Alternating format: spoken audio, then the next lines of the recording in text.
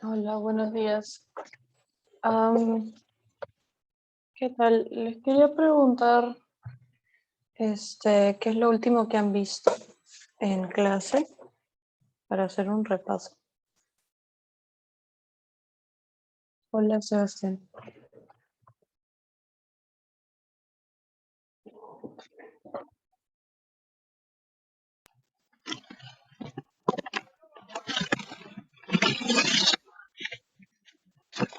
A ver, hasta donde yo he visto, habíamos llegado hasta entropía.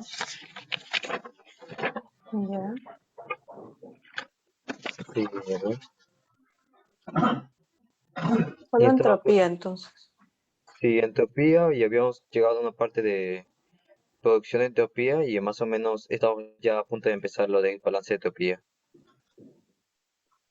Ya, ya, entonces vamos a ver entropía. Am, Todo claro con lo de las máquinas térmicas y la eficiencia y todo eso, ¿no? La segunda ley de termodinámica. ¿O quieren que haga un repaso?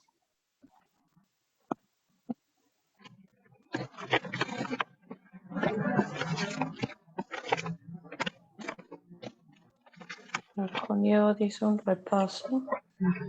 Estoy viendo repasos para entrar ya en Ya, entropía.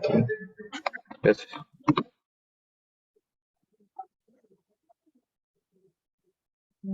ya, ok. Entonces,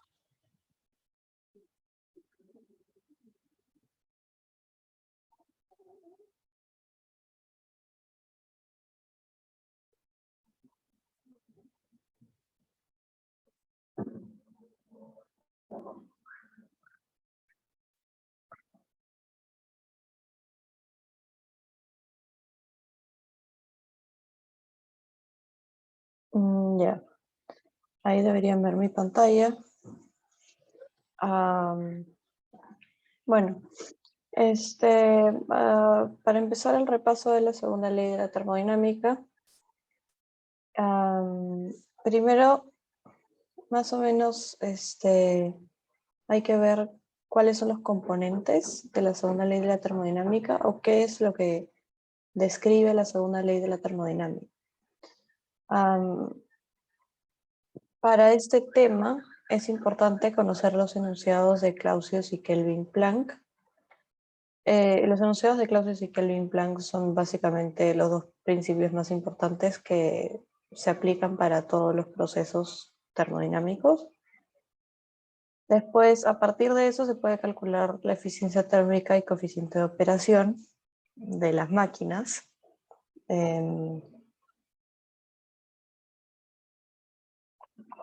Bueno, se puede calcular la eficiencia térmica y coeficiente de operación de las máquinas utilizando fórmulas que ya les voy a mostrar. Y después de eso viene el principio de incremento de entropía, que es lo que vamos a ver hoy. Entonces, ¿qué es lo que nos dice la segunda ley de la termodinámica? La idea principal de la segunda ley de la termodinámica es que no todos los procesos son posibles. La primera ley más o menos eh, nos ayuda para ver cuánta energía nosotros necesitamos transferir a ciertas máquinas o cuánta energía producen ciertas máquinas o esto. Y la segunda ley nos va a decir, pero la primera ley no nos dice si es que esos procesos son posibles en la vida real. Eso es lo que nos va a decir la segunda ley. Nos sirve para determinar si un proceso puede ocurrir o no y para analizar el grado de irreversibilidad de determinados procesos. Analizando el grado de irreversibilidad de determinados procesos, podemos determinar qué tan cerca a la perfección se encuentra un proceso. Es decir, tenemos los modelos de procesos completamente reversibles, que son como los procesos perfectos, y comparando nuestro proceso, nuestra máquina, con un proceso reversible, podemos nosotros calcular qué tan cerca nosotros nos encontramos a la perfección. O sea, cuál es nuestro grado de irreversibilidad o imperfección. ¿Cómo podríamos mejorar la máquina?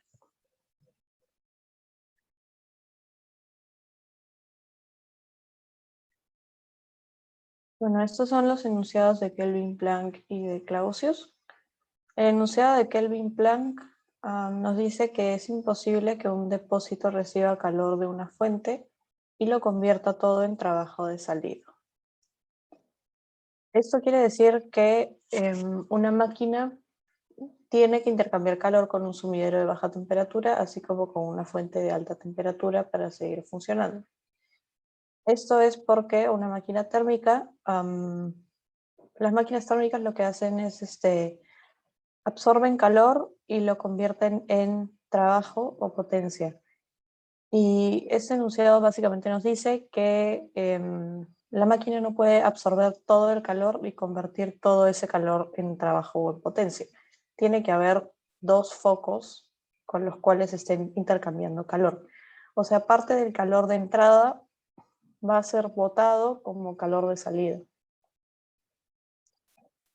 Entonces, bueno, debe intercambiar calor con un sumidero de baja temperatura, así como una fuente de alta temperatura. O sea, recibe calor de la fuente de alta temperatura y bota, eh, recibe calor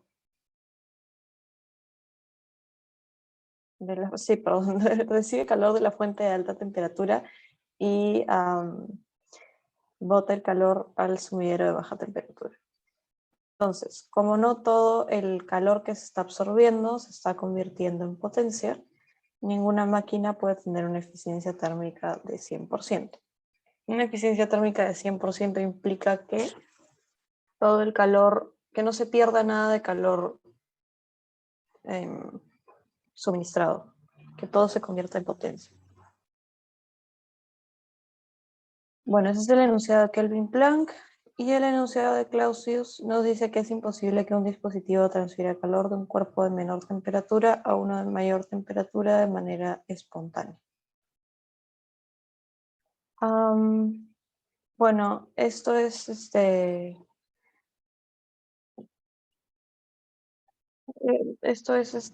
algo que siempre hemos visto, que el calor se transfiere desde la fuente de mayor temperatura a la fuente de menor temperatura, a menos que tengamos una fuente de trabajo externo, o sea, trabajo de entrada.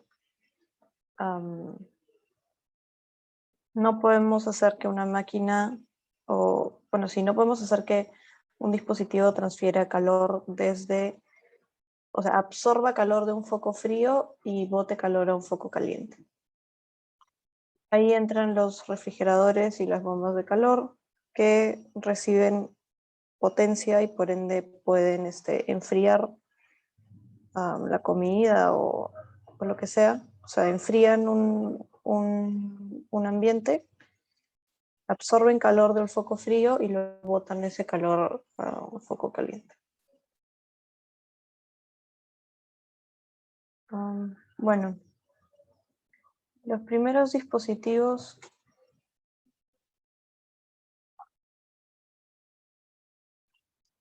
que vemos en termodinámica son las máquinas térmicas. Las máquinas térmicas, como ya les dije, reciben calor de una fuente de temperatura alta. Esto puede ser energía solar, un reactor nuclear, etc. Y parte de esa energía, parte de esa energía que ha sido absorbida en forma de calor, la convierten en trabajo. Pero como sabemos, no pueden convertir toda esa energía en trabajo, entonces hay cierto calor que es rechazado hacia el entorno. Y bueno, este calor de desecho, se podría decir, lo rechazan hacia un sumidero de temperatura baja, que podría ser la atmósfera, los ríos, etc. Y todas operan en un ciclo. Por lo general, usualmente está compuesta por 4 dispositivos de flujo estacionario. Y bueno, en el dibujo más o menos se ve cómo opera una máquina térmica, o sea, de una fuente a temperatura alta absorben calor y producen potencia de salida o trabajo de salida y botan el calor que no se ha convertido en trabajo a un sumidero a temperatura baja.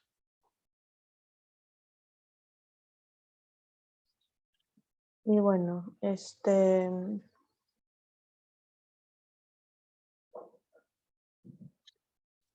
como opera en un ciclo, el delta, la variación total de energía es igual a cero, y esto quiere decir que todo el calor de entrada menos el trabajo de salida es igual a cero, y aquí el calor neto de entrada se puede expresar como calor de entrada a la fuente de temperatura alta menos el calor de salida a la fuente de temperatura baja. Esto quiere decir que el calor de entrada siempre va a ser mayor que el calor de salida, porque el calor de entrada es igual a la suma de la potencia de salida y el calor de salida. O sea, es como si estuviéramos dividiendo lo que entra en dos. Todo el calor que absorbe la máquina se divide en el calor de desecho y el trabajo de salida. Hasta ahí todo claro.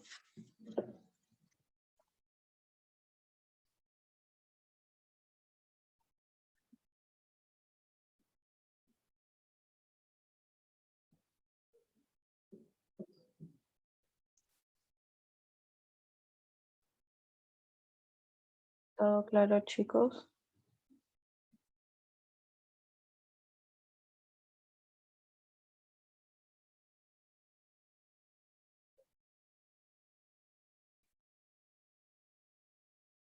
Gracias, Ariana.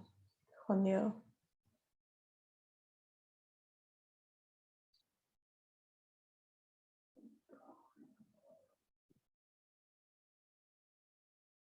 Ah, dime, Sebastián.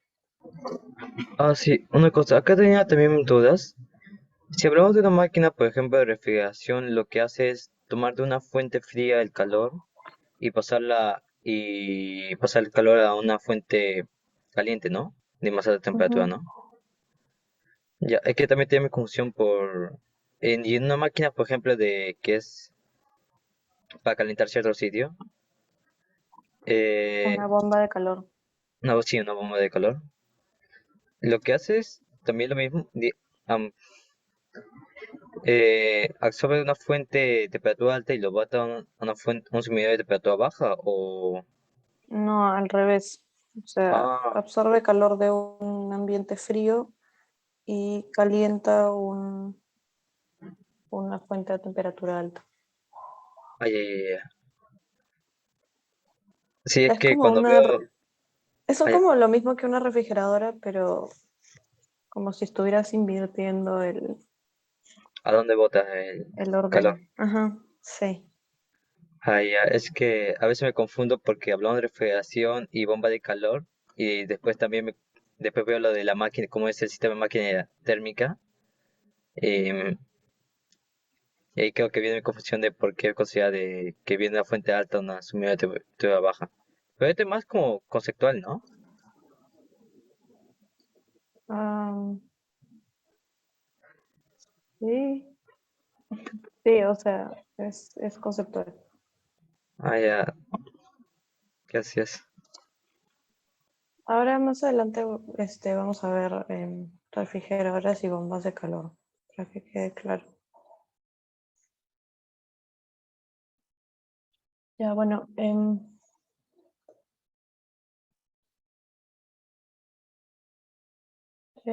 sí, Sebastián. A ver, Juan Diego pregunta si una máquina térmica puede tener trabajo de entrada. Am, Puede tener trabajo de entrada, sí. Este, por ejemplo, hay el caso en el que se utilice un compresor para como que suministrarle potencia a la cosa y que luego genere una potencia aún mayor. algo así. O sea, puede tener un trabajo de entrada, pero definitivamente el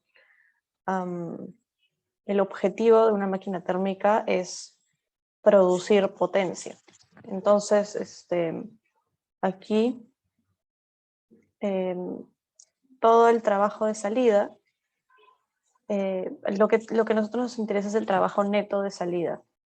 Entonces, si es que tenemos trabajo de entrada, lo que nosotros tendríamos que hacer sería restarle ese trabajo a el trabajo de salida y con eso sacar el trabajo neto de salida.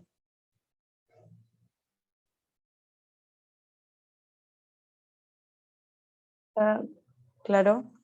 Juan Diego.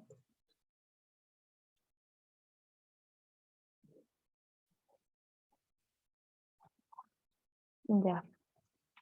Entonces, bueno, eficiencia térmica es aplica para las máquinas térmicas, es lo que nos permite calcular cuánto calor de entrada ha sido convertido en trabajo, más o menos la fracción de calor de entrada que se convierte en trabajo de salida.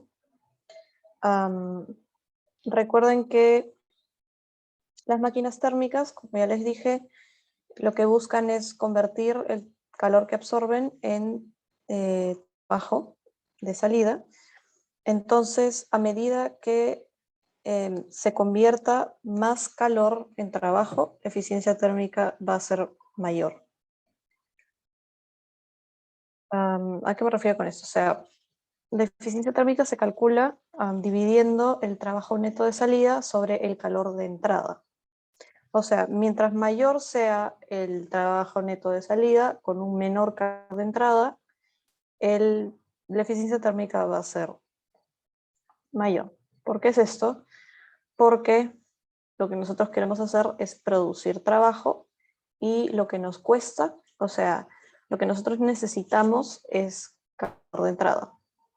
Entonces, si es que necesitamos más calor de entrada para producir una cierta cantidad de trabajo, eso definitivamente nos va a costar más.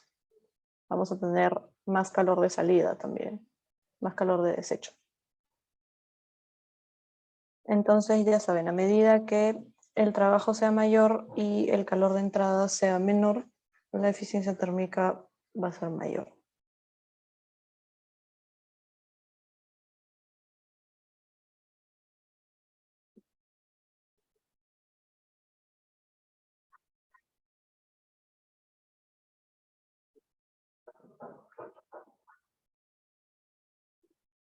A ver, André, sí, tiene que ser, el trabajo neto tiene que ser de salida para una máquina térmica.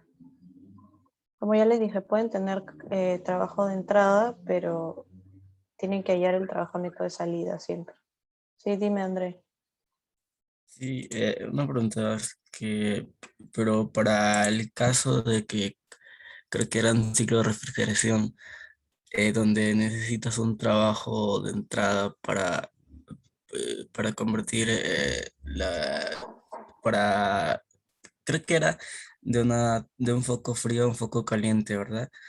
Y en ese caso, ¿cómo haría la eficiencia térmica que solo tenga un trabajo de entrada? Eso es, bueno, ahora lo voy a explicar. Pero las máquinas térmicas no, ah, no las pueden tratar como, o sea, no pueden tratar a los refrigeradores y las bombas de calor como si fueran máquinas térmicas porque no son. Operan de una forma eh, completamente distinta. Es, bueno, porque las refrigeradoras y las bombas de calor no tienen como finalidad, no tienen como objetivo producir trabajo, sino tienen como objetivo transferir calor de una fuente fría a una fuente caliente. Eso es como que la función de las refrigeradoras. Por ejemplo, en las refrigeradoras convencionales, su función no es producir potencia, generar energía. Su función simplemente es enfriar un espacio, enfriar la comida del refrigerador. Entonces, para que esto suceda, o sea, para que puedan enfriar la comida, van a necesitar trabajo neto de entrada. No van a producir trabajo de salida porque es imposible. O sea, el enunciado de Kelvin Planck nos dice que si es que nosotros queremos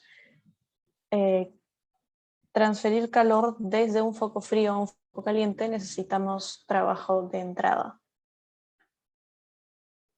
Entonces, es completamente distinto a las máquinas térmicas. Las refrigeradoras y las bombas de calor son completamente distintas. Y bueno, dispositivos que transfieren calor desde focos de menor temperatura a focos de mayor temperatura.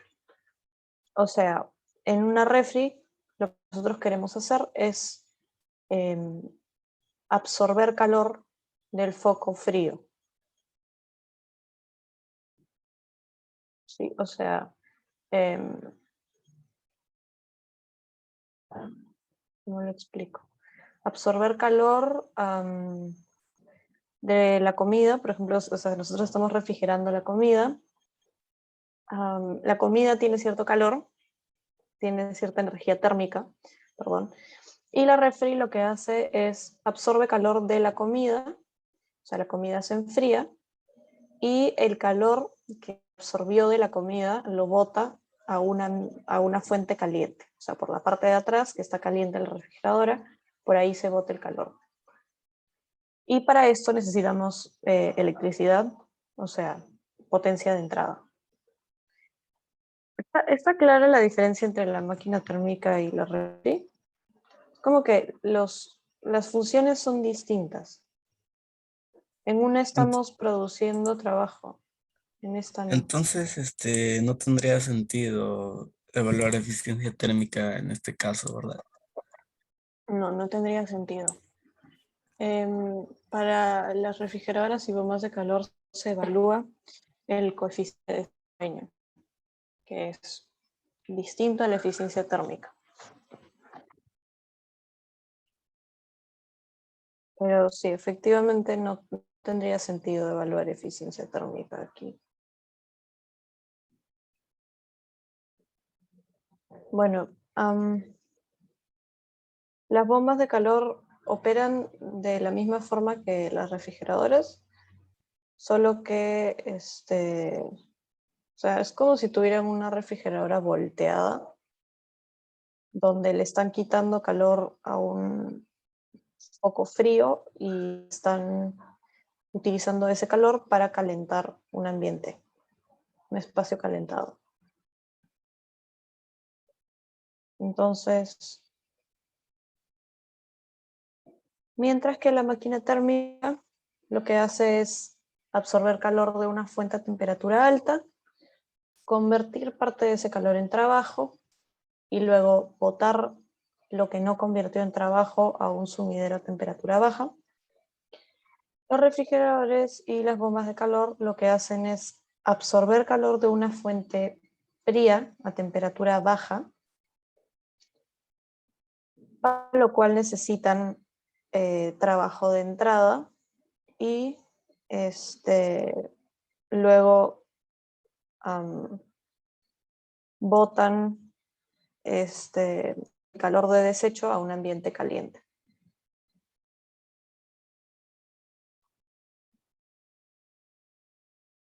¿Está claro? Bueno, si tienen dudas, me interrumpen cuando quieran.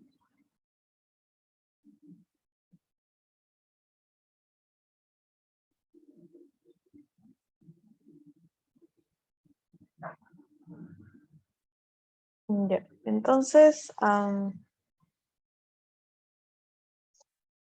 en este caso, a ver, Juan Diego dice que no nota la diferencia. Ya, mira. Recuerda que los enunciados de Kelvin Planck y Clausius te dicen que es imposible que un dispositivo reciba calor de una fuente y lo convierta todo en trabajo de salida. O sea que para que una máquina convierta calor en trabajo, tiene que absorber calor de una fuente y botar parte de ese calor a otra fuente. No puedes convertir todo ese calor en trabajo. Por ende, ninguna máquina puede tener una eficiencia térmica de 100%. Y el enunciado de Clausius te dice que es imposible que un dispositivo transfiera calor de un cuerpo de menor temperatura a uno de mayor temperatura de manera espontánea. Y si quieres que esto pase, necesitas trabajo de entrada. Entonces, las máquinas térmicas básicamente están cumpliendo el enunciado de Kelvin Planck porque están recibiendo calor de una fuente a temperatura alta, que esto es lo que pasaría de forma espontánea. De forma espontánea, el calor se transfiere de mayor temperatura a menor temperatura. Entonces, la máquina está absorbiendo calor de una fuente a temperatura alta y lo que nosotros queremos hacer con la máquina es producir trabajo de salida, generar energía. Pero como nos dice el enunciado de Kelvin Planck, no podemos convertir toda esa energía en trabajo de salida, por lo que parte de esa energía se bota a un sumidero a temperatura baja, como calor de desecho. Sí, como un ciclo de potencia. Son ciclos, las máquinas térmicas y los refrigeradores son ciclos de potencia. Después, los refrigeradores van más de la mano con el enunciado de Clausius, que nos dice que es imposible que un dispositivo transfiera calor de un cuerpo de menor temperatura a uno de mayor temperatura de manera espontánea. Los refrigeradores lo que hacen es enfriar un foco, bueno, ¿cómo lo explico? Absorber calor de un foco de temperatura frío. Tienes, por ejemplo, los aires acondicionados que también operan con ciclos de refrigeración. Lo que hacen es absorber calor, o sea, quitarle energía al espacio que está enfriando. O sea, es como, en vez de recibir el calor de un foco de temperatura caliente, están recibiendo el calor de un foco de temperatura frío. O sea, están enfriando constantemente un espacio refrigerado, lo que sea. Entonces, esto no puede ocurrir de manera espontánea.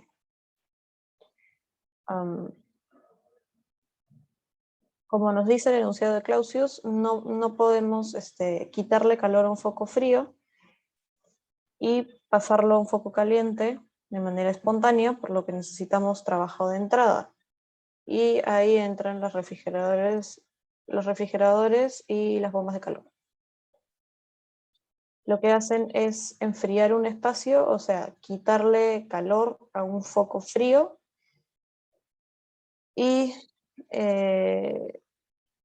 botar parte de ese calor a un foco caliente, para lo cual necesitan trabajo de entrada desde afuera.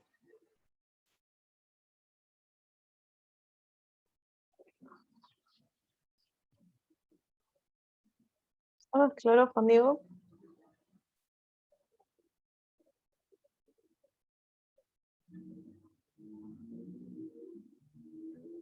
Ya.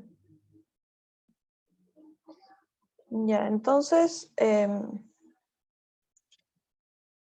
también se nota la diferencia cuando nosotros queremos calcular la eficiencia de un refrigerador o de una bomba de calor, que es distinta a la eficiencia térmica convencional de las máquinas térmicas, porque la eficiencia de un refrigerador no depende, o sea, no es, a ver, Jesús me pregunta cuál es la diferencia entre el refrigerador y la bomba de calor. La diferencia entre el refrigerador y la bomba de calor es que la bomba de calor tiene como objetivo calentar un espacio y el refrigerador tiene como objetivo enfriar un espacio, pero funcionan de la misma manera. O sea, absorben calor de un foco frío y lo botan a un foco caliente. Es como si voltearas un refrigerador, eso sería tu bomba de calor. Estás como que quitándole calor a un foco frío y calentando un espacio.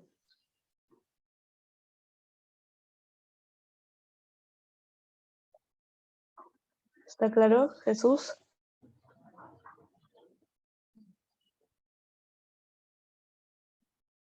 Ya, de nada. Bueno, entonces el coeficiente de desempeño es el indicador que mide la eficiencia de refrigeradores y bombas de calor. Y es distinto a la eficiencia térmica porque para los refrigeradores y las bombas de calor, lo que mide su desempeño no es la cantidad de trabajo producido, porque ese es el fin de una refrigeradora o una bomba de calor. Ese no es nuestro objetivo. Lo que nosotros queremos es enfriar un espacio con el refrigerador y con la bomba de calor calentar un espacio. Mientras que la eficiencia térmica, nosotros lo que queríamos hacer es absorber calor de una fuente y producir potencia. Aquí lo que nosotros queremos es recibir potencia y absorber calor de una fuente o dar calor a una fuente. En el caso del refrigerador, lo que nosotros queremos hacer, o sea, el fin del refrigerador es absorber la mayor cantidad de calor posible de nuestro espacio refrigerado y recibir la menor cantidad de trabajo posible. En el caso de la bomba de calor, la finalidad es dar la mayor cantidad de calor posible, o sea, transferir la mayor cantidad de calor posible al espacio caliente y recibir la menor cantidad de trabajo de entrada posible. Mm, no sé si eso quedó claro. A ver, si ven acá en la fórmula, el refrigerador es el coeficiente de desempeño se mide dividiendo el QF, que es el calor del foco frío, sobre el trabajo neto de entrada. QF es el calor del foco frío, es lo que nosotros queremos lograr con la refri, es, como les dije, absorber la mayor cantidad de calor del foco frío, o sea, enfriar nuestro espacio lo mayor posible. Y lo que nos cuesta, lo que nosotros necesitamos para enfriar ese espacio es el trabajo de entrada. A medida que necesitemos más trabajo de entrada, la eficiencia o el coeficiente de desempeño va a ser menor porque definitivamente nos está costando más enfriar el espacio. En el caso de la bomba de calor, el concepto es el mismo, solamente que en vez del calor del foco frío, utilizamos el calor del foco caliente, porque la finalidad de la bomba de calor es calentar el espacio a mayor temperatura. Y lo que nos cuesta igual es el trabajo de entrada.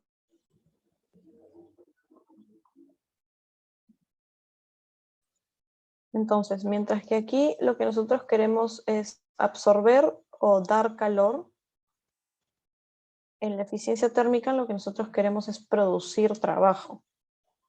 Es distinto. Aquí lo que nosotros queremos es absorber calor de un foco caliente y ese calor convertirlo en trabajo. Y acá lo que nosotros queremos hacer es absorber calor de un foco frío o dar calor a un foco caliente, y para eso necesitamos trabajo de entrada. ¿Está claro?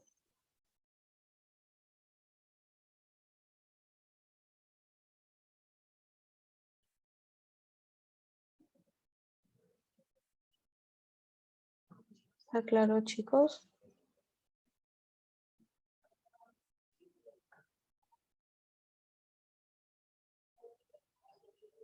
Ya, gracias.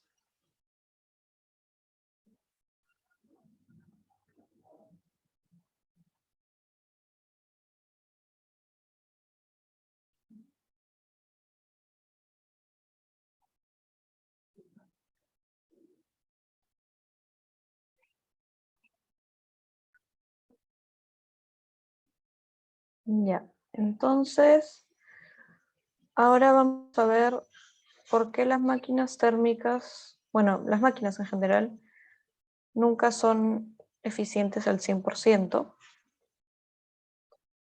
Bueno, eso es lo que nos dice la teoría. Sabemos que la eficiencia térmica nunca puede ser 100%, pero en la práctica, o sea, en la vida real, ¿por qué esto es así? O sea, ¿por qué nunca podemos tener una máquina 100% eficiente?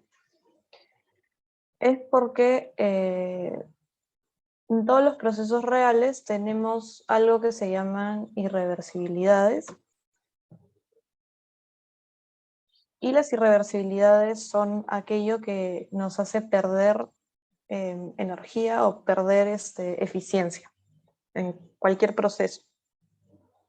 Entonces, para entender las irreversibilidades, lo que hay que entender es la diferencia entre lo que es reversible y lo que es irreversible. Los procesos reversibles son aquellos que pueden volver a sus condiciones iniciales sin dejar rastro en los alrededores.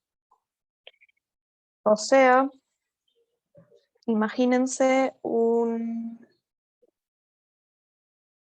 dispositivo cilindro-émbolo o algo así que pueda expandirse y comprimirse sin necesidad de que haya un cambio en la energía o sea, que venga desde afuera. ¿A qué me refiero? Un dispositivo cilindro-émbolo puede expandirse, pero si es que nosotros queremos comprimirlo, tenemos que darle energía de afuera. O sea, tenemos que hacer trabajo sobre el émbolo para empujarlo y regresarlo a su condición inicial. Esto no puede ocurrir de manera espontánea. Definitivamente tiene que haber una transferencia de energía desde los alrededores, o sea, desde el entorno al sistema, para que pueda regresar a su condición inicial. Entonces, si es que fuera reversible, nosotros no necesitaríamos darle energía al émbolo, o sea, ejercer una fuerza sobre el émbolo para que éste regrese a su posición inicial. Pero todos los procesos reales son irreversibles. No existen los procesos reversibles en la vida real, solo existen los procesos irreversibles. Mientras menores sean las irreversibilidades, mayor es la eficiencia, ya que los procesos reversibles requieren menos trabajo y generan más. O sea, una máquina térmica que opera en un proceso reversible requiere menos calor de entrada y genera más trabajo, y un refrigerador que opera de forma reversible requiere menos trabajo de entrada y absorbe más calor. Algo así. O sea, la eficiencia siempre es mayor cuando se acerca más a un proceso reversible.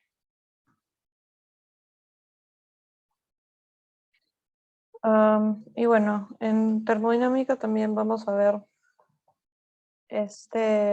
algo que se llama, bueno, también están los procesos internamente reversibles, que son aquellos que operan de manera reversible dentro de las fronteras del sistema. Y esto es importante para cuando veamos balance de entropía. Pero bueno, ¿alguien? No existe proceso reversible. En la vida real no existen los procesos reversibles. Por ejemplo, la lata de gaseosa. ¿Cuál sería, o sea, por qué sería un proceso irreversible? ¿Alguien tiene una idea?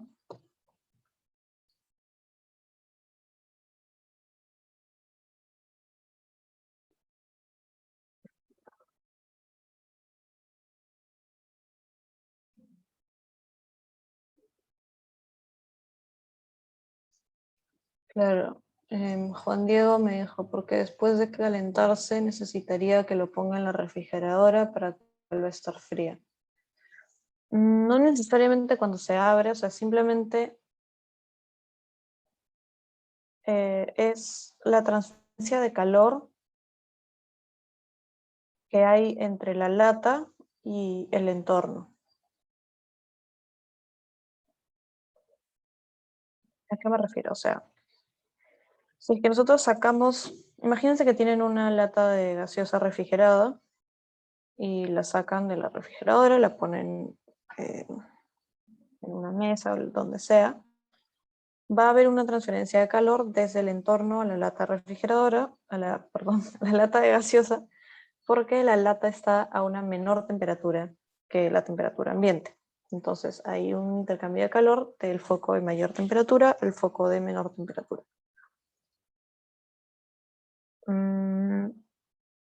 Y después de que la lata se ha calentado, si es que nosotros queremos devolver a la lata a su condición inicial, o sea, la temperatura que estaba, nosotros tenemos que hacer es refrigerarlo de nuevo. Y cuando lo refrigeramos de nuevo, necesitamos un trabajo de entrada, ¿sí? No podemos hacer que vuelva a su temperatura inicial de manera espontánea. Es imposible. ¿Se entendió?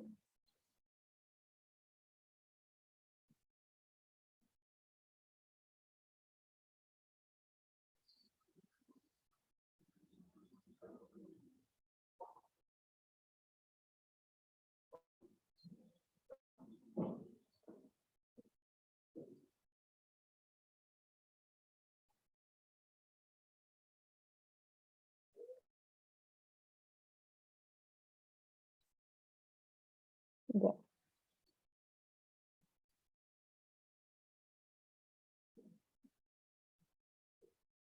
Ya, entonces, esas son las irreversibilidades. En este caso, la irreversibilidad sería la transferencia de calor. En el caso del dispositivo cilindro-pistón, una forma de irreversibilidad es la fricción que hay en las paredes del émbolo.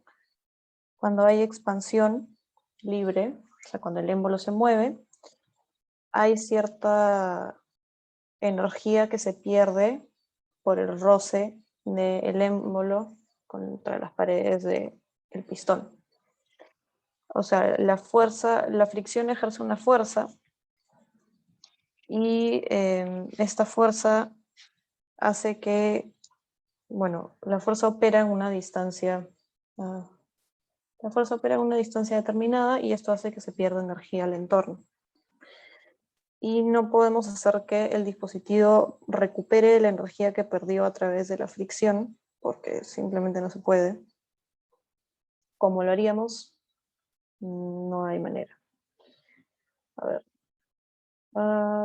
André dice si puedo repetirlo de internamente reversible.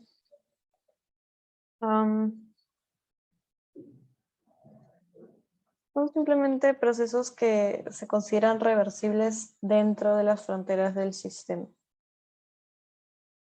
O sea, si estamos haciendo un balance de entropía, tenemos nuestro sistema con las fronteras delimitadas, un proceso internamente reversible, se considera reversible dentro del sistema delimitado, ¿sí?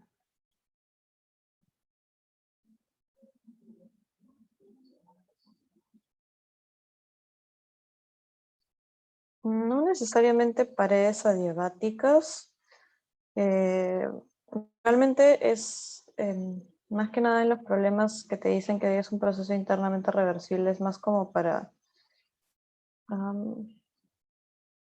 más por conveniencia. No hay condiciones específicas que tiene que cumplir un proceso para que sea internamente reversible.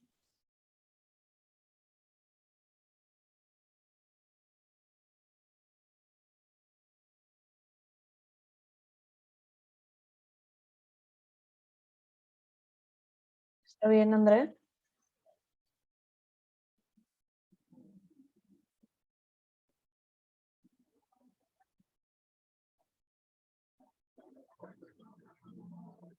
Ya, bueno.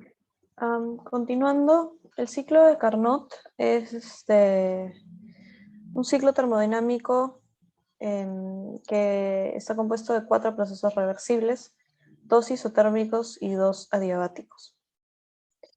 El ciclo de Carnot es el más eficiente en teoría, ya que todos sus procesos son reversibles, y la eficiencia de los procesos reales se mejora al aproximarse lo más posible al ciclo de Carnot.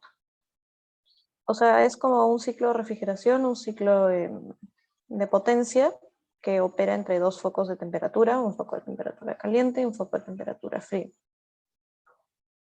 Entonces, la forma en la que se calcula la eficiencia térmica de Carnot es, a diferencia de la eficiencia térmica normal, que se calcula utilizando el trabajo de entrada,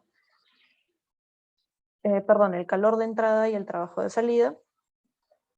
Para los ciclos de Carnot, la eficiencia depende únicamente de las temperaturas de los focos, o sea, del foco frío y del foco caliente. No depende de la energía que se ha transferido, solo depende de las temperaturas. Entonces, si es que nuestra máquina opera entre un foco frío y un foco caliente, como todas las máquinas térmicas, la eficiencia térmica se calcula con esta fórmula que es 1 menos temperatura de foco frío sobre temperatura de foco caliente. Y esta es la eficiencia térmica máxima que puede alcanzar una máquina.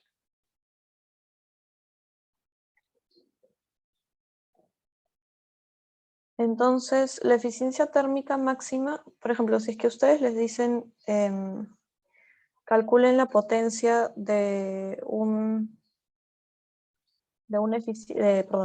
calculen la potencia requerida o la potencia producida en una máquina térmica que opera de manera reversible, ustedes lo que tendrían que hacer es calcular la eficiencia térmica máxima y luego con esa eficiencia calcular la potencia requerida. Un proceso reversible no necesariamente tiene una eficiencia de 100%, o bueno, no es imposible que tenga una eficiencia de 100%. Tiene una eficiencia térmica máxima que se calcula con esta fórmula de aquí.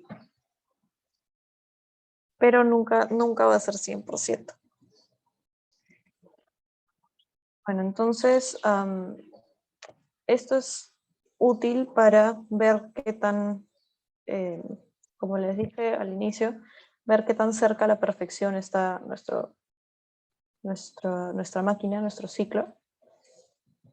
Entonces, la eficiencia térmica real, la eficiencia térmica máxima, que se calcula así, la comparan con la eficiencia térmica real. Y si es que la eficiencia térmica real es menor que la eficiencia térmica máxima, tienen un proceso irreversible. Si es que es igual a la máxima, tienen un proceso reversible. Y si es mayor, es imposible. Porque es imposible que un ciclo sea más eficiente que el ciclo de Carnot.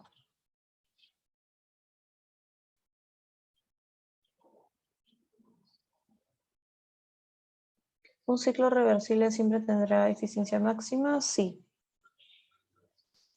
Y bueno, la eficiencia térmica de una máquina térmica real se puede maximizar al rechazar calor a una menor temperatura de foco frío y al suministrar calor a una mayor temperatura de foco caliente.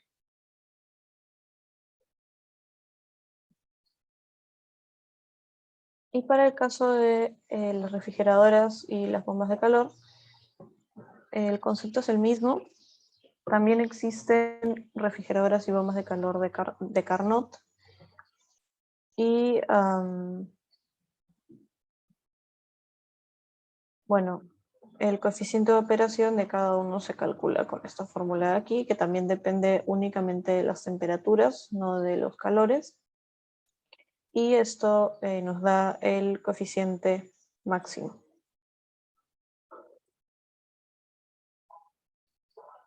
Y luego nos sirve para calcular nuestro coeficiente de operación.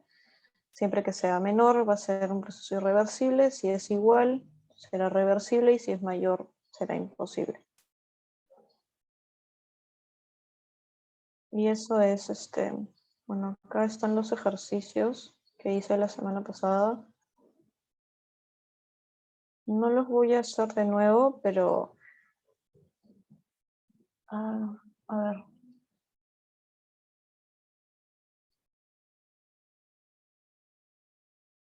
Claro, o sea, es imposible en la práctica, pero no es imposible en teoría. Jesús me dice que si es que el coeficiente o la eficiencia es igual a la eficiencia máxima, no debería de ser imposible porque ningún proceso real es reversible. Sí, o sea, en práctica es imposible, en teoría no es imposible. O sea, por ejemplo, en un problema pueden decir, por ejemplo, una máquina térmica que opera entre tal y tal foco de temperatura, lo que sea, y te piden calcular cuál es la potencia máxima que puede producir esta máquina térmica. ¿Cuál sería la potencia máxima que puede producir esta máquina térmica? A ver, Jesús, dime, ¿cómo hallarías la potencia máxima que puede producir una máquina?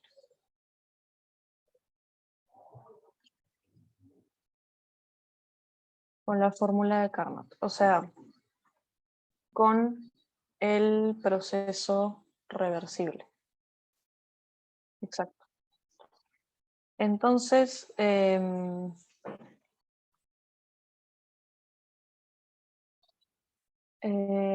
si es que te piden hallar el máximo desempeño que podría tener tu máquina, ahí utilizas la fórmula de Carnot, porque la eficiencia de Carnot siempre es la máxima que puede tener una máquina. Pero, o sea, esto es siempre tomando en cuenta que en la vida real tu máquina nunca va a tener una potencia tan alta como la que calculaste, ¿entiendes? O sea, es simplemente para establecer como que los límites de operación de tu máquina.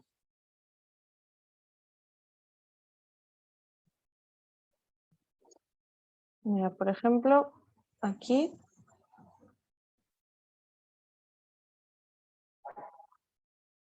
en el segundo ejercicio nos dicen un aire acondicionado que opera en condiciones estacionarias mantiene el interior a 20 grados mientras que el exterior se encuentra a 35. Se absorbe energía del interior a una tasa de 2.800 joules por segundo, mientras que el aire acondicionado recibe 0.8 kilowatts de potencia. Entonces nos piden sacar el COP y la entrada de potencia requerida por un ciclo reversible, teniendo el mismo efecto de enfriamiento. De nada, Jesús. Entonces, por ejemplo, en la B, lo que nosotros tenemos que hacer para hallar la entrada de potencia requerida por un ciclo reversible es hallar el coeficiente de desempeño de Carnot y luego con esa fórmula hallar la potencia que necesitaría el ciclo reversible.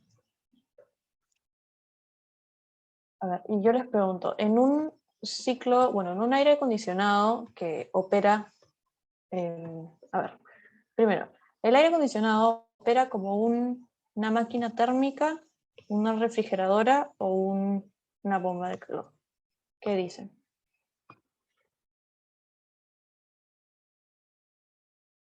A ver, André dice bomba de calor. ¿Qué dicen los demás? Sebastián dice refrigeradora. Ariana dice refrigeradora. Ya, sí, es refrigeradora porque el aire absorbe calor de un interior frío y, o sea, acá pueden ver que el aire acondicionado mantiene el interior a 20 grados y el exterior se encuentra a 35. O sea, está absorbiendo calor del interior y mantiene el interior frío, y luego el calor de desecho lo bota a un foco caliente, un foco a mayor temperatura, 35 grados. Entonces, si opera con una refrigeradora, ¿ustedes creen que para un ciclo reversible la entrada de potencia va a ser mayor o menor que la entrada de potencia de un ciclo irreversible?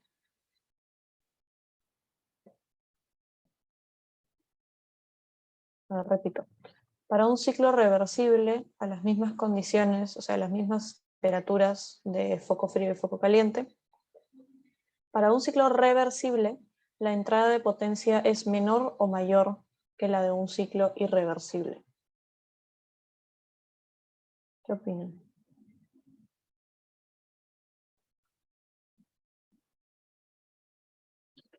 Mayor. Menor porque necesitas como que menos eh, potencia, ¿no? Porque es reversible, Claro, o sea, como que ir contra menos irreversibilidades.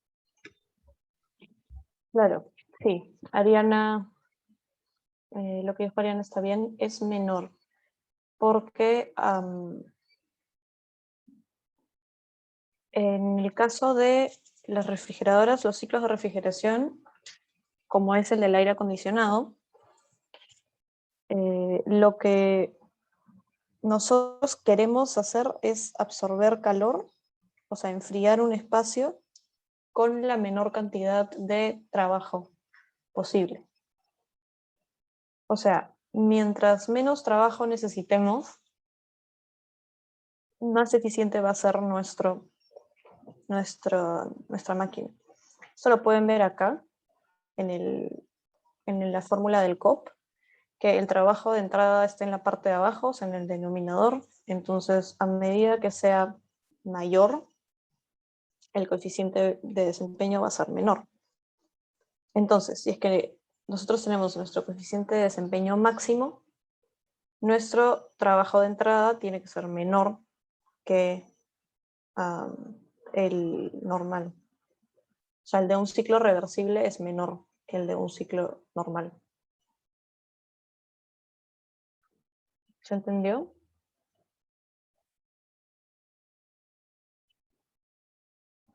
Recuerden que, bueno, siempre mírenlo como, ¿qué es lo que yo quiero hacer? O sea, con determinadas máquinas, ¿cuál es mi objetivo? Con la máquina térmica, mi objetivo es generar trabajo. Con el calor que nosotros le estamos dando a la máquina, nosotros queremos generar trabajo de salida. Entonces, a medida que este trabajo de salida sea mayor, el ciclo va a ser más eficiente, porque es lo que yo quiero hacer, generar trabajo. En cambio, en los refrigeradores y las bombas de calor, lo que yo quiero hacer es enfriar o calentar un espacio. Y yo necesito trabajo de entrada para que esto pueda suceder. Pero el trabajo de entrada cuesta.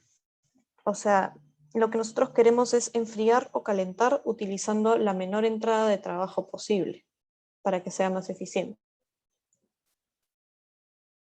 Entonces, el coeficiente, o bueno, en un ciclo reversible, para una refrigeradora y una bomba de calor, mi trabajo de entrada va a ser menor que en un ciclo irreversible. A ver, Juan Diego dice, entonces el COP se asemejaría al COP máximo mientras el trabajo de entrada disminuye. Sí. Y Sebastián dice, una duda, ¿los valores de coeficiente de desempeño pueden ser mayor a 1? Sí. La eficiencia térmica va de 0 a 1, pero el COP puede ser mayor a 1.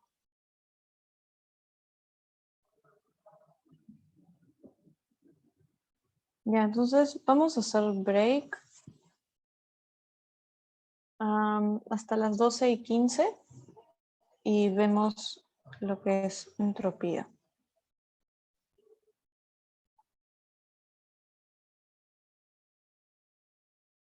Mm, A ver, ahí, bien. O sea, el COP me refiero a el COP va con esos ciclos, ¿no? Sí.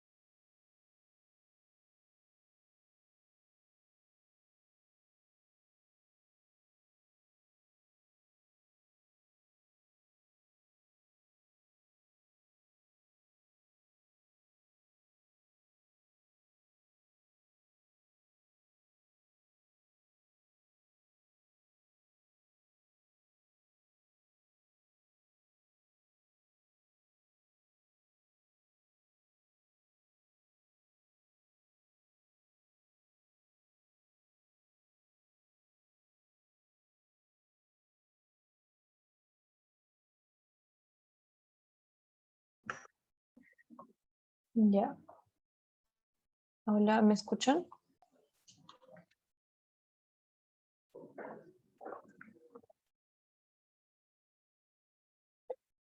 Sí. Gracias.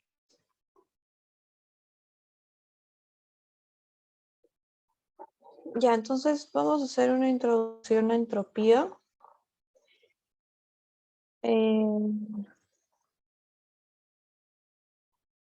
Recién llegan a balance de entropía, ¿no? Como para no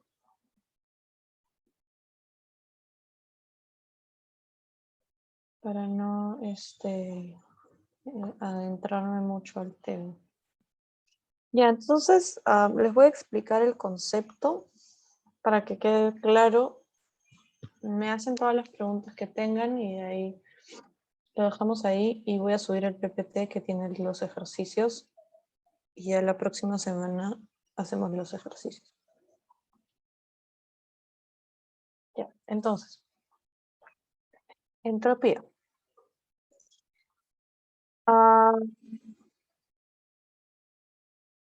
Seguramente si es que han escuchado de entropía antes o han leído sobre entropía o saben algo de entropía. Siempre se describe la entropía bien resumidamente como desorden o aleatoriedad o energía de baja calidad. Algunas personas dicen la entropía, o sea, literalmente dicen como que la entropía es el desorden del universo, es la aleatoriedad del universo, algo así. Es una forma muy simplificada de describirlo. Realmente lo que es la entropía es estado de aleatoriedad de un sistema en el sentido de que, a ver, ¿cómo lo explico?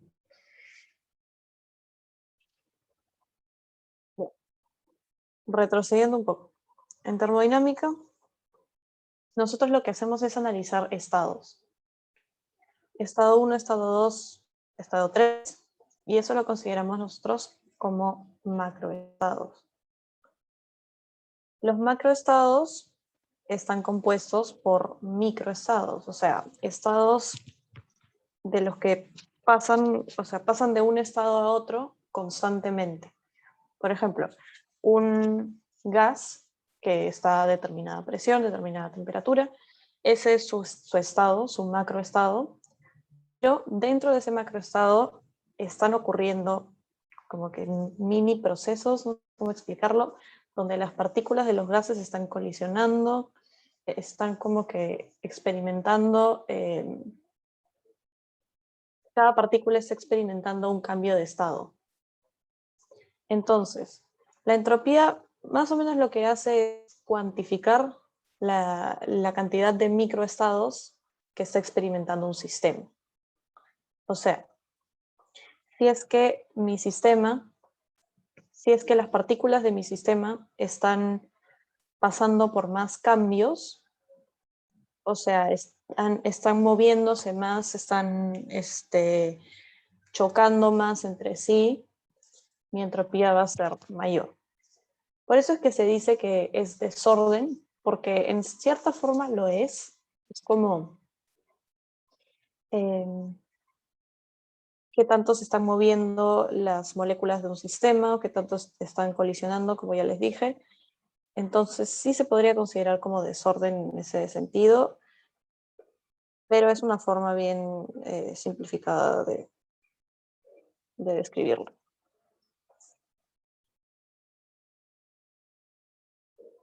Bueno, la entropía fue descubierta, esto es más o menos un texto, fue descubierto por el físico Clausius en 1865 y se define como la integral cíclica de todas las transferencias de calor sobre la temperatura de frontera. O sea, para un proceso internamente reversible, la variación de entropía se calcula integrando todas las transferencias de calor sobre la temperatura de frontera donde se transfiere el calor. O sea, si es que nosotros tenemos por ejemplo, una lata de gaseosa que está experimentando una transferencia de calor con el entorno, la fórmula que se calcularía la variación de entropía es integrando alrededor de toda la superficie de la lata de gaseosa la transferencia de calor sobre la temperatura de superficie, que definitivamente no va a ser la misma alrededor de toda la lata, entonces por eso se debe integrar. Eso es en teoría. Bueno, la entropía es una propiedad extensiva de un sistema, mientras que la entropía por unidad de masa es una propiedad intensiva y tiene unidades de kilojoule sobre kilogramo por Kelvin. Y para un proceso internamente reversible, la variación de entropía se calcula haciendo la integral de, como ya les dije, la transferencia de calor sobre la temperatura de frontera. Un segundo.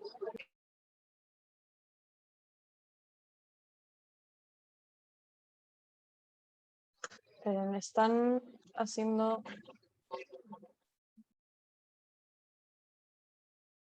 Hay como que una construcción que no costado en mi casa, pero se escucha bien fuerte un taladro. No sé si ustedes lo escuchan. No, no se escucha. ¿No se escucha? No. Ah, ya, qué bueno.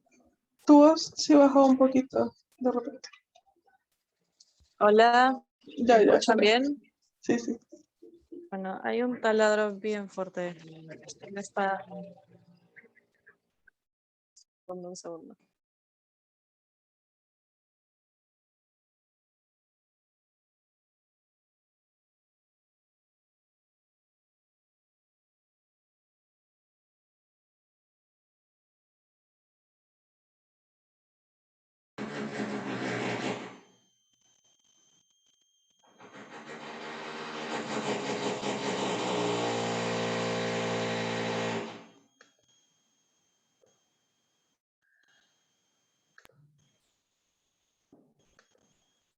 Ya, bueno. Voy a tratar de ignorar el ruido.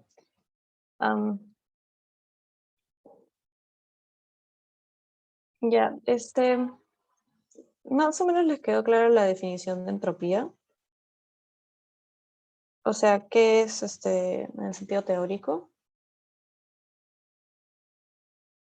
Lo del desorden, aleatoriedad, eso.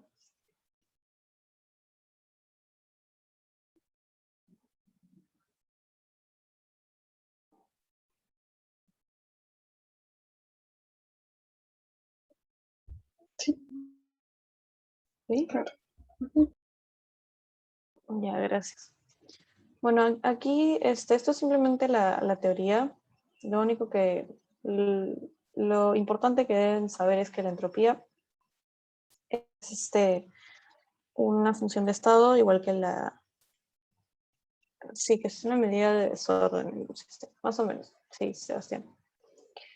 O sea, por ejemplo, un gas tendría mayor entropía que un líquido porque el gas está experimentando mayor desorden, entre comillas, o mayor movimiento dentro de un estado específico. El líquido no tanto, porque hay un poco más de orden entre las partículas. En ese caso, la entropía es una función de estado igual que la energía interna y la entalpía, y tiene valores fijos, podrían ser S2, S1, y para un proceso internamente reversible se calcula integrando la transferencia de calor sobre la temperatura de frontera.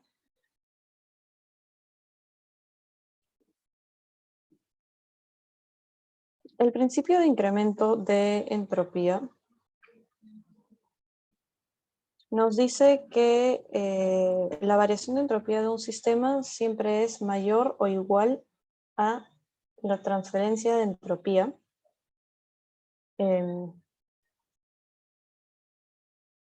la transferencia de entropía que hay en la frontera del sistema. La igualdad se cumple para procesos internamente reversibles, como sale acá. Si es que nosotros simplemente queremos hallar la variación de entropía para un proceso internamente reversible, lo que hacemos es integrar la transferencia de calor sobre la temperatura de frontera. Y lo que nos dice el principio de incremento de la entropía es que la igualdad se cumple para procesos internamente reversibles y la desigualdad se cumple para procesos irreversibles. O sea que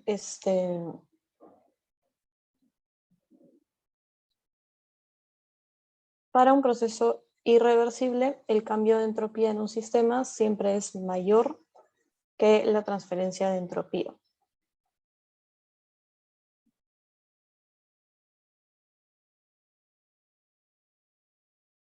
Y esto se debe a las irreversibilidades. Las irreversibilidades, que son aquello que hace que nuestro sistema sea menos eficiente o que tenga ciertas pérdidas, son básicamente aquello que genera genera una cierta cantidad de entropía que está siendo como que perdida. O sea, se está generando entropía dentro del sistema por las irreversibilidades, y esto es independiente de la transferencia de entropía que nosotros estamos dándole directamente al sistema. Si es que no hubieran irreversibilidades, la variación de entropía sería simplemente la cantidad de entropía que estamos transfiriendo.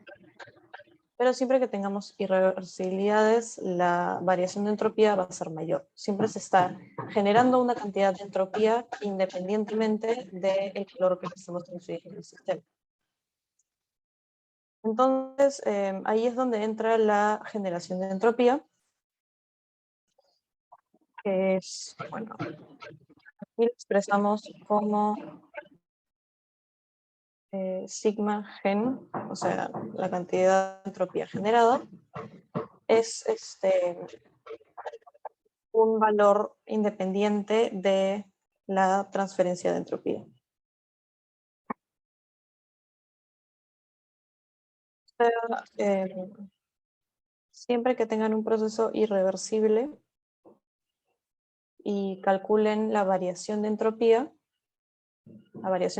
que como les dije es una función de estado, la variación de entropía es simplemente S2 menos S1, y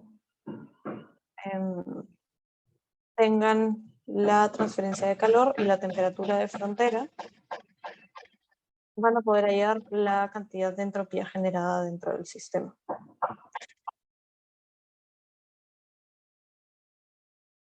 ¿Está claro?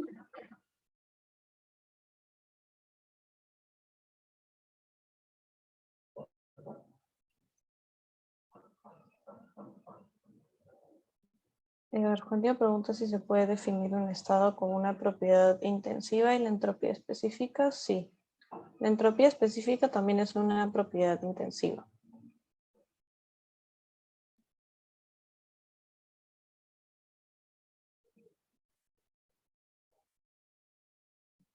A ver, Sebastián, dime. Entonces, maestra, lo que es esta parte de acá es la entropía que genera mayormente los cambios de las transferencias de energía, ¿no? Y esta es una entropía generada ya por todos los procesos del sistema. O, Por las irreversibilidades del sistema. ay, ay, ay, ay, ay.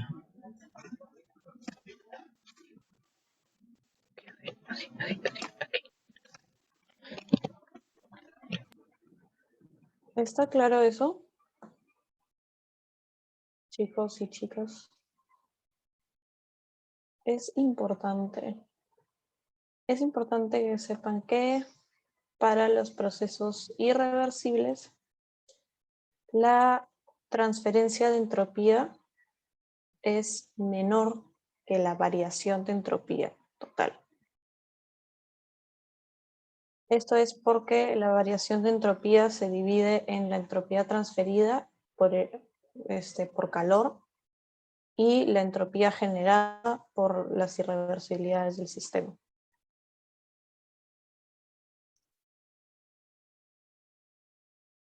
¿Está claro? Gracias, Ariana. Los demás.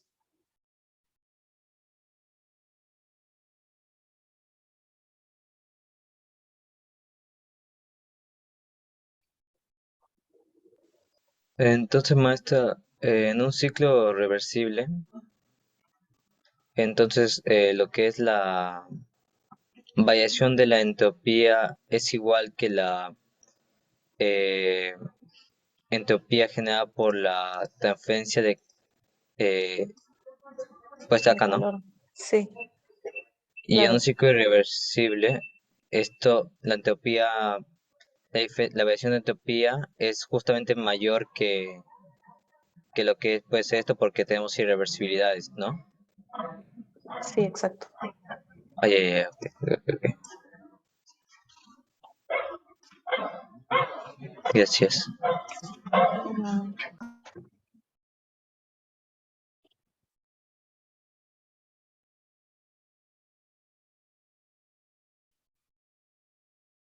Gracias, Juan Diego. Ya, entonces, la entropía generada puede ser positiva o cero. Es cero cuando el proceso es reversible, porque para un proceso reversible la variación de entropía es simplemente la transferencia de entropía por calor.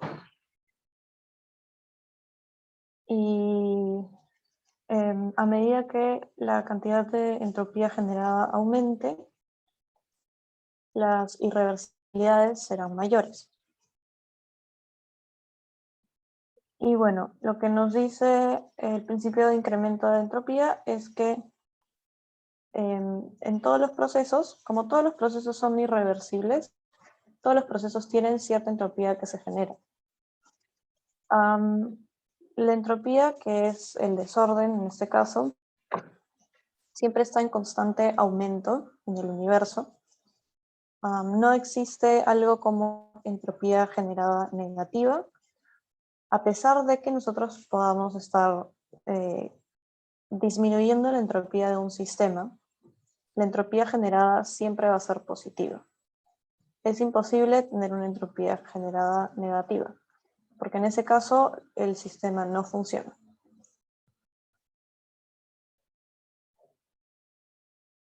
A ver, entonces lo que nos dice el principio de incremento de entropía es que los procesos solo pueden ocurrir en cierta dirección, y es en la dirección que cumpla o obedezca el principio de incremento de entropía. La entropía es una propiedad que no se conserva y la generación de entropía mide las irreversibilidades de un proceso. Entonces, cuando la generación de entropía es mayor a cero, tienen un proceso irreversible, o sea, es un proceso posible en la realidad. Si tienen que la entropía generada es igual a cero, es un proceso internamente reversible, y si la entropía generada es menor que cero, es un proceso imposible, porque la entropía nunca disminuye, la entropía siempre está en constante incremento.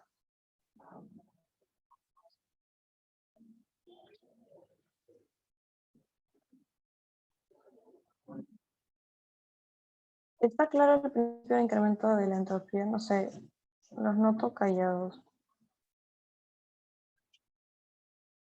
No quiero Maestra, que... Dime. ¿podría explicar un poco, o sea, cómo que es una propiedad que no se conserva?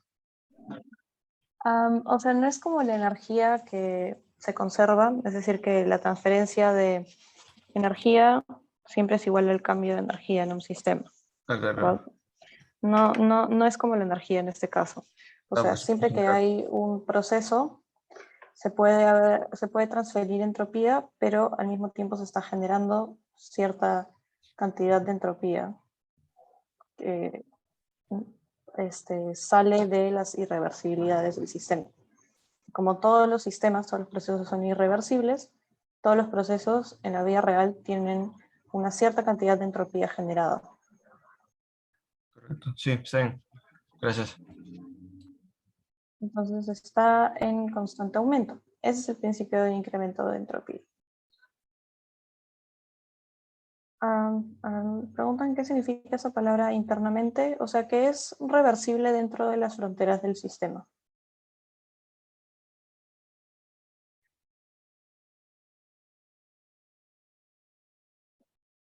Es irreversible,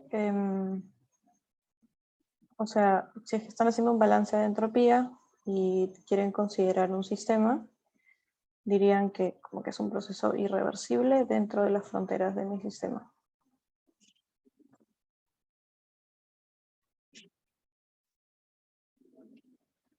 La temperatura que se usa en la transferencia de entropía es la temperatura de frontera, ¿no? Sí.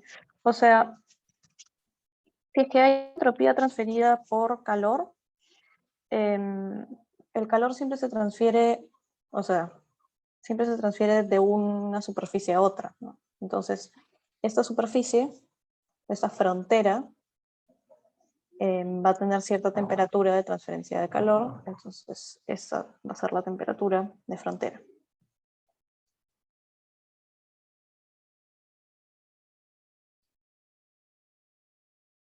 Por lo general, en los ejercicios donde haya transferencia de calor y les pidan calcular la transferencia de entropía, les van a dar la temperatura de frontera.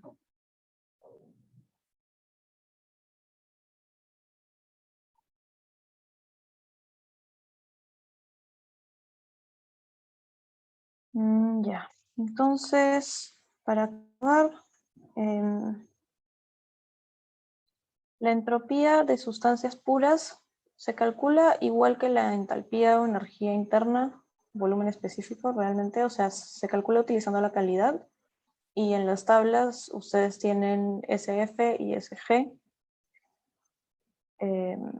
para cada temperatura y presión. Y para líquidos comprimidos a presiones bajas, ya saben que se pueden aproximar a la entropía del líquido saturado utilizando la temperatura.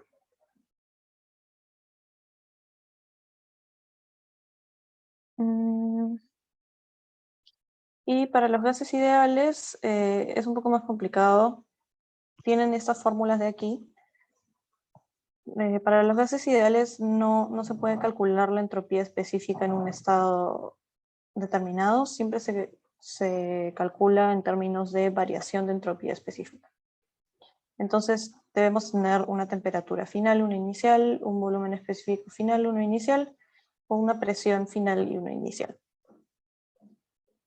Y después también tenemos lo que es los calores específicos variables, o sea, en caso no les den un CP o un CB, tienen el S con bolita arriba. Está en las tablas de aire, si no me equivoco al final, tienen como que un S0 o S bolita. Y eso lo pueden utilizar para la fórmula. Después también tienen ciertas fórmulas para procesos isentrópicos. La R es R específico. O sea, es 8.134 sobre la masa molar. Ajá, sobre la masa molar del gas. Ya. Y para procesos isentrópicos están estas relaciones de la derecha, utilizando la constante K, que es Cp sobre Cv.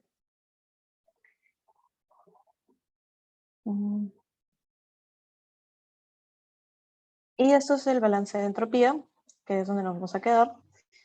Es básicamente lo mismo que un balance de energía, realmente. O sea, lo que nosotros queremos hacer acá es calcular la entropía generada en un proceso, ¿sí? Entonces, como ustedes saben, la entropía generada en un proceso se calcula hallando la variación neta de entropía y la transferencia de entropía. La entropía se transfiere por de dos formas: calor y flujo másico. La entropía no se transfiere por trabajo, entonces siempre que tengan transferencia de trabajo en un proceso y les piden hacer un balance de entropía, el trabajo no lo incluyen. Lo incluyen en el balance de energía, ahí sí, pero en el balance de entropía no entra el trabajo.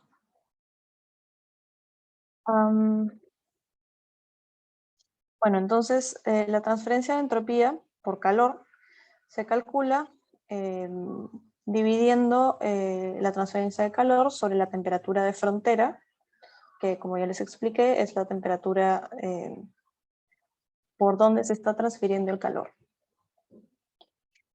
Y la transferencia de entropía por masa es simplemente la masa de flujo, la masa que está entrando o saliendo, por la entropía específica de esta masa que está entrando o saliendo. Entonces, para un sistema cerrado, su balance de entropía se vería así. Muestra aquí. Es simplemente delta de S. Es un balance de entropía integral. Delta de S se calcula como la suma de todos los calores de entrada sobre la temperatura de frontera, menos todos los calores de salida sobre su temperatura de frontera respectiva, y a eso se le suma la generación de entropía. Para un volumen de control es lo mismo, pero se le añaden las masas de entrada y de salida.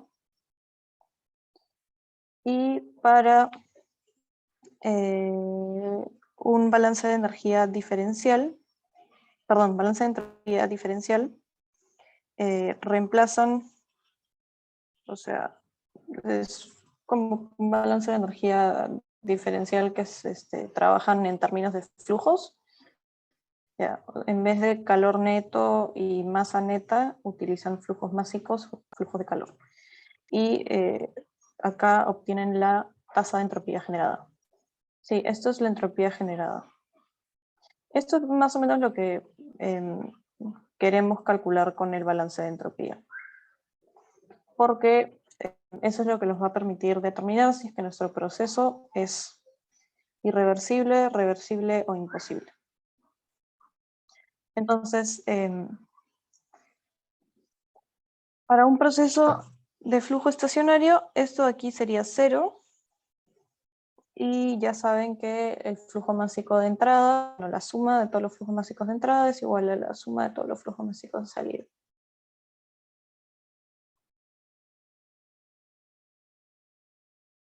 Y eso es básicamente lo que es un balance de entropía. Ya saben que para sustancias puras, el delta de S se calcula multiplicando las masas por las entropías específicas. Y para los gases ideales tienen estas fórmulas de aquí. ¿Está claro? Balance de entropía.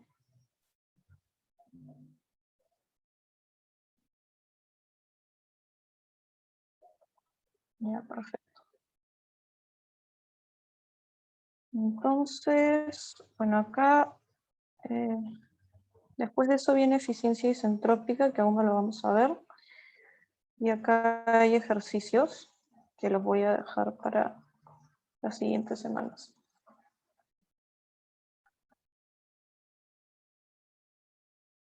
Sí, es parecido al de energía, solo que tenemos la entropía generada y no se consideran las transferencias de trabajo.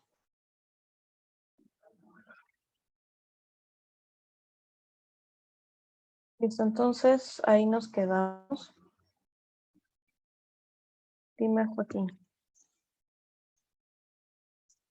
Sí, la temperatura de frontera es un dato que nos dan o se puede sacar. No, siempre te lo dan. Ok, gracias.